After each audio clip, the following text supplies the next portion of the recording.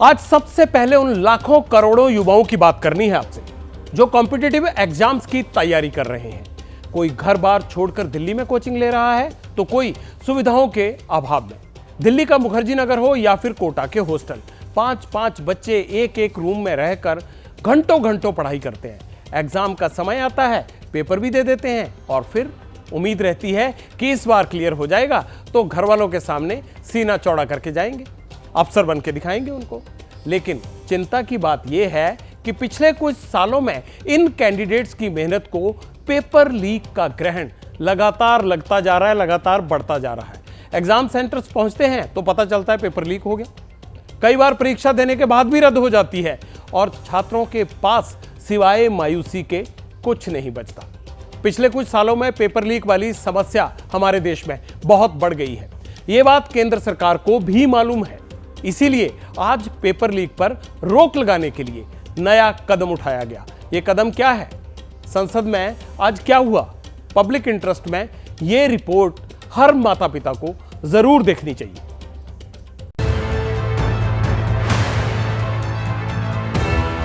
Leave to introduce the Public Examinations Prevention of Unfair Means Bill 2024 लोक परीक्षा अनुचित साधन का निवारण विधेयक।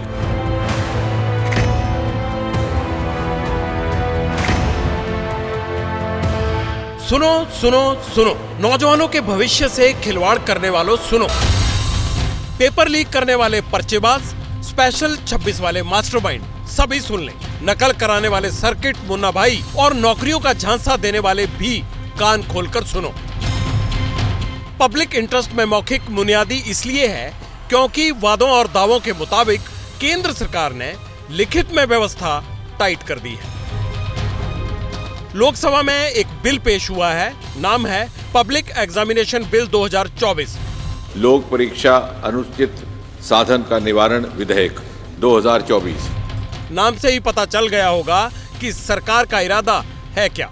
मतलब ये है कि अब अगर सरकारी परीक्षाओं में नकल कराई, पेपर लीक करवाया, फर्जी वेबसाइट बनाकर नौजवानों से ठगी की, पैसे लूटे तो फिर बच नहीं पाएंगे। विशेष तौर से ग्रामीण क्षेत्र में शिक्षा जो है व्यवस्था को एक प्रकार से लकवा सा मारा हुआ है। तो परीक्षाओं में शुद्धता बनाए रखने के, परीक्षाओं में पवित्रता बनाए रखने के लिए यह आवश्यकता है इस समय कि इस समय एक कठोरतम कानून बनना चाहिए।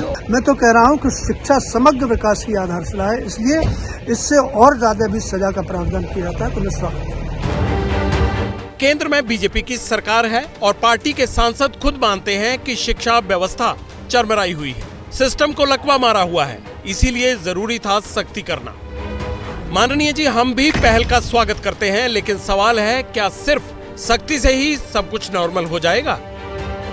जिस तरह चुनाव आयोग फ्री एंड फेयर इलेक्शन की बात करता है, क्या वाकई कॉम्पिटिटिव एग्जाम की तैयारी करने वालों को फ्री एंड फेयर एग्जाम मिलेगा?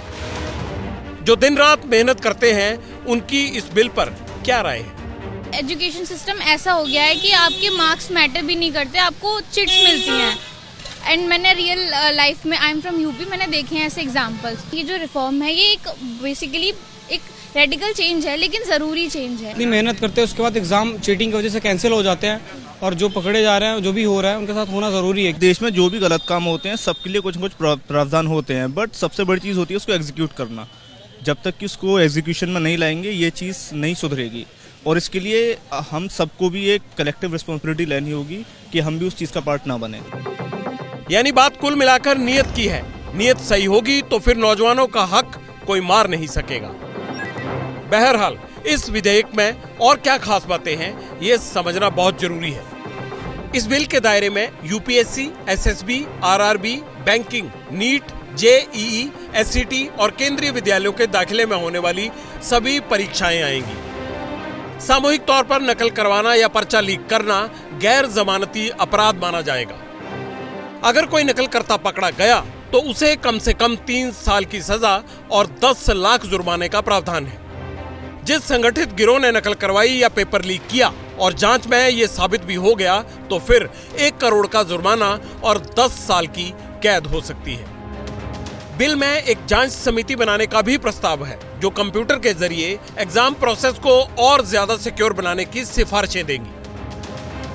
गरीब तबके के लोग मेहनत करके पढ़ाई करते थे, लेकिन कोई भी पेपर आउट हो जाता था तो जो कुछ लोग पैसा दे करके नौकरी पा लेते थे। इस कानून से आने से हर नौजवान जो मेहनत करता है उसे नौकरी मिलने का एक आसार होगा।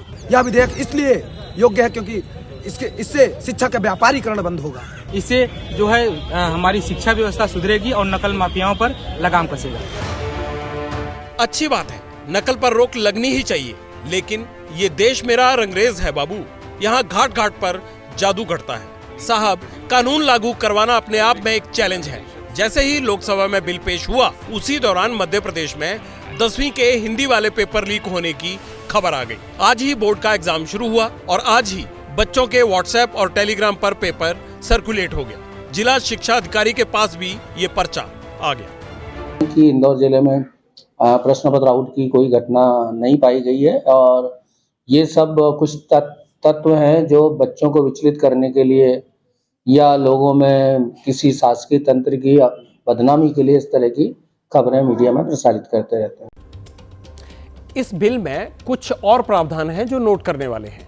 अगर पेपर लीक हुआ तो फिर जांच डीएसपी या फिर एसीपी स्तर का अधिकारी ही करेगा। केंद्र सरकार को यह अधिकार रहेगा कि मामले की जांच सीबीआई से वो करवा सकती है। सवाल है, इसकी जरूरत आखिर पड़ी क्यों? पिछले साल अगर हम कहें तो अलग अलग राज्यों में कम से कम 70 पेपर लीक हुए। गौर कीजिएगा, 70 पेपर। इसकी वजह से तैयारी करने वाले 1.5 करोड़ छात्रों पर असर पड़ा। राजस्थान में 2011 से लेकर 2022 तक 26 पेपर लीक हुए। अकेले गहलोत सरकार के कार्यकाल में 14 बार पेपर कैंसिल करने पड़े। राजस्थान में तो ये चुनावी मुद्दा भी बन गया था। 2019 के बाद हर साल औसतन 3 पेपर वहां लीक हुए। यूपी में योगी सरकार के दौरान 2017 से लेकर 2022 तक 8 बार पेपर लीक हुए। इसमें online recruitment test, UP TET, PET, BEd, joint entrance examination और 12वीं की भी परीक्षा के पेपर शामिल हैं।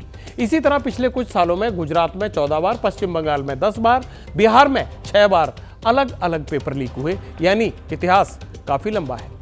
एक आंकड़ा कहता है कि हर साल 3 करोड़ छात्र अलग अलग कॉम्पिटिटिव एग्जाम्स की तैयारी करते हैं। रोजगार से पेपर जुड़े होते हैं और एक बच्चे की साल भर की पढ़ाई लिखाई, ट्यूशन वगैरह पर खर्च कितना आता है? करीब 2 लाख रुपए। सोचिए, अगर पेपर कैंसिल हो गए तो साल तो बर्बाद होता ही है। लाखों करोड़ों रुपए भी बट्टे खाते में चले जाते हैं। दिन रात मेहनत करते हैं और पता चलता है कि बाद में पेपर लीक हो गया, तो हम स्वागत योग कर रहे हैं इस फैसले को। ये बहुत पहले आ जाना चाहिए, लेकिन इसको एकदम कड़ाई से लागू किया जाए और डाउन टू अर्थ लाया जाए इसको। तो सरकार टाइट नहीं है, बस इतना ही कहेंगे। चाहे किसी भी डिपार्टमेंट का एग्ज़ाम हो, छोटा हो बड़ा हो, 1 करोड़ बहुत बड़ी रकम है, एक अठन्नी नहीं आने वाला है। सबसे पहली बात ये है कि उस पेपर लीक हुआ, ठीक है, पेपर लीक हुआ, वहाँ पर कौन था? उसको हैंडल करने वाला कौन था? कोई अधिकारी ही रहा होगा ना। पहले उस पर कार्रवाई हो। खिलवाड़ कर रहे हैं उस पर कार्रवाई करना जरूरी है। यहाँ मेन दिक्कत रकम आप कितना दंड दे रहे हैं उस पर नहीं है, अब जो एग्ज़ाम का प्रोसेस है उस प्रोसेस पे आप ध्यान दीजिए, क्योंकि पेपर लीक तो सरकार के अंदर ही होता है ना। अब ये तो नहीं है कि छात्र जाकर लीक कर देता है। देश में आजकल एक फिल्म की बड़ी चर्चा है जिसका नाम है 12वीं फेल। कहानी रोजगार की तलाश में मेहनत की, संघर्ष की है। हर सीमा को पार करने वाले युवक के लिए भी है जो एक गांव से निकलता है और शहर में आटे की चक्की में काम करते हुए आईपीएस बन जाता है। लेकिन ऐसे ही मेहनतकश युवाओं के सपने नकल माफिया कत्ल कर देता है। पैसे के दम पर अयोग्य कुर्सी पा जाते हैं और योग्य इंतजार करते रह जाते हैं। अब अगर सरकार का कानून सही निशाने पर बैठता है तो मेहनत करके नौकरी पाने वाले के लिए एक और सुबह आएगी। हमारा कहना सिर्फ यही है, कानून बनाइए साहब, लेकिन कागज पर नहीं, इसे उतनी ही शिद्दत से लागू भी करवाइए। और अगर लागू करने में कोई ढिलाई रही तो फिर पेपर लीक वाली खबरें पब्लिक इंटरेस्ट की सुर्खियां बनती ही रहेंगी। जैसे ही घड़ी का काटा दोपहर 2:30 पे आए, बबीता जी का दिल सास बहू साजिश के लिए मचल जाए। और ये है इनकी बहू, पूरे दिन ऑफिस की टेंशन हो जाए गॉन, जब ये करें अपना फेवरेट शो फ्री टाइम पे ऑन। इनकी तरह आप भी देखिए अपना फेवरेट शो अपने टाइम पर और डाउनलोड कीजिए एबीपी लाइव ऐप अपने स्मार्ट टीवी पर।